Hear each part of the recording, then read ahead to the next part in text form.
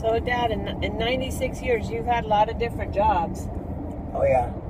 What's the first one you remember?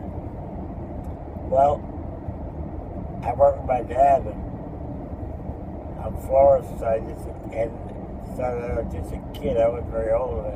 I had to sweep and keep it clean so they could put a floor in, Yeah. He taught me more and more about it, so finally I was a floor man, Yeah. Well, you sure did do a lot of floors. Well, I got to be pretty good with it because I had a pretty good instructor, Yeah. So, What's one thing your dad said to you that you remember? well, if a job is worth doing at all, it's worth doing well, Got it. Good advice, always. Yeah. Because one bum job will do more harm than 20 good ones will do, yeah. Exactly.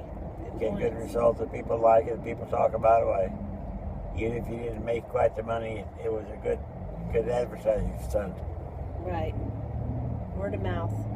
Yeah. What about after that? You did a lot of work laying floors, and then what? Well, then came the war, so... Yeah, World War II, right. Yeah, so I had to enlist in that. Now, you were in the Army Air Corps, right? Yeah, the Army Air Corps. What do you remember about that? What kind of job did you have in the Army Air Corps? Well, at first all I was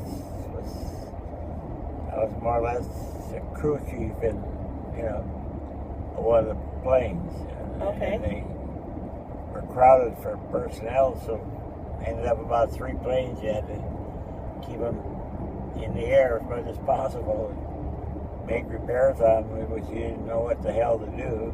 Right. So you had just got to hope to Christ you were doing good. That was in Deming, New Mexico? Yeah. Where else were you in the war? Well, I went to Pueblo, Colorado on a training mission. Yeah. In Chanute Field in Texas. Okay. Just training missions. Yeah. Anywhere else? There was some little schools I went to, yeah. Mississippi? Field, yeah. Yeah.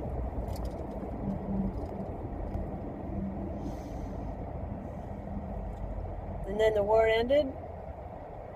Yeah, it finally ended, yeah. And then what happened when you got out of the Army Air Corps? What happened? Well, I didn't have a job, and I went to Weaverville, and so how'd you end up in Weaverville, though? How'd you get there? I went back there, and there was a merchant marine and bought a house for practically nothing. It was worth just about nothing.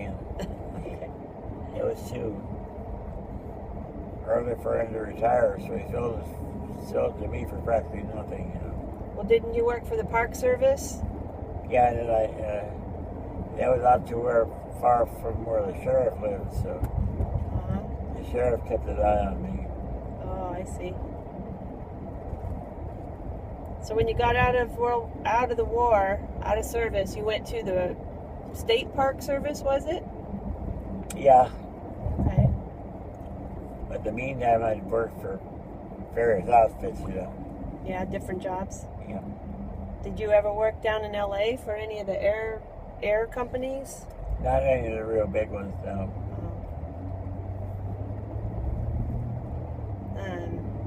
Did you work for Boeing or any one of those? No. No? Okay. They were smaller airports, Oh, but you did do some kind of work, airplane related. Oh, sure. Yeah. Okay. I had to learn how to take care and maintain them and everything else and fix it. I see. So I had to learn. I learned pretty fast, Sure. And I reached a point where in the adjoining fields or fields not far away, if they had a plane that had question marks on it, but they'd contact my boss. Okay. the flight man, and he sent me there and work with him. So I got to be pretty well known. So how'd you get the job at the Josh house? Well, I just happened along and I needed a job. I wasn't doing anything else. Well, were you already in Weaverville, or is that what brought Yeah. you to Weaverville? Yeah, I was already there. Oh, Right? you're already there. Okay. Yeah. So someone said to you, well, the old Rangers there said, I'll make a Ranger out if you want to join up. So you'll have to conduct guided tours. I remember that. I went on those tours. Yeah. I remember that. And then you were night deputy? Oh, yeah. Yeah, for quite a while. And that's how Night you... and day deputy. Night and day. All day, all night. Yeah. Yeah.